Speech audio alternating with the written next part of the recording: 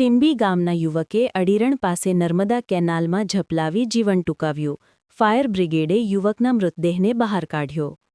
વાઘોડિયા તાલુકાના જરોદ પાસેના અડીરણ નજીક પસાર થતી નર્મદા કેનાલમાં વાઘોડિયાના ટીંબી ગામના યુવકે પડતું મૂકી જીવન ટૂંકાવતા પરિવારમાં શોકનું મોજું ફેલાયું હતું. સ્વભાવે શાંત અને ઓછું બોલતા યુવકે અપઘાત કયા કારણોસર કર્યો તે રહસ્ય અકબંગ રહ્યું છે. ટીંબી ગામે માતાપિતા, પત્ની અને ભાઈ સાથે રહેતા રિતેશભાઈ રણજીતભાઈ ગોહિલ 24નું 7 મહિના પહેલા લગ્ન થયું હતું. યુવક વાઘોડિયા પાસે આવેલ આરઆર કેબલ કંપનીમાં નોકરી કરતો હતો.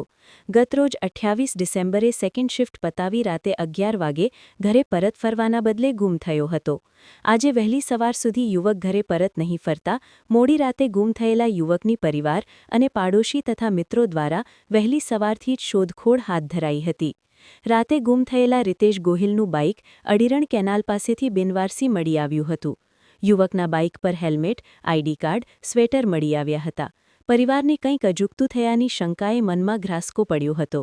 ચિંતા સાથે પરિવારે ઘટના અંગેની જાણ જરોદ પોલીસને કરવામાં આવતા જરોદ પોલીસ ઘટના સ્થળે પહોંચી હાલોલ ફાયર વિભાગની મદદથી યુવકની કેનાલમાં છલાંગ લગાવ્યાની શંકાએ પાણીના વહેણમાં બોટ દ્વારા શોધખોળ હાથ ધરાઈ હતી.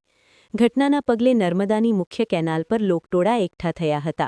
બીજી તરફ 5-6 કલાકની શોધખોળ બાદ ઘટના સ્થળેથી થોડે દૂર સમી સાંજે યુવકનું મૃતદેહ ફાયર વિભાગે શોધી કેનાલ બહાર કાઢ્યો હતો. રિતેશનું મૃતદેહ જોતા પરિવારે હૈયાફાટ રૂંદન કરતા વાતાવરણ ગમગીન થયું હતું. જરોદ પોલીસે મૃતદેહનો કબજો લઈ પોસ્ટમોર્ટમ અર્થે જરોદ રેફરલ હોસ્પિટલ ખાતે ખસેડ્યો હતો. અગમ્ય કારણોસર અપઘાત કરી લેતા પરિવારના નિવેદનો પોલીસે લેવાનું શરૂ કરી અપઘાતનું સાચું કારણ શોધવાના પ્રયત્નો હાથ ધર્યા છે.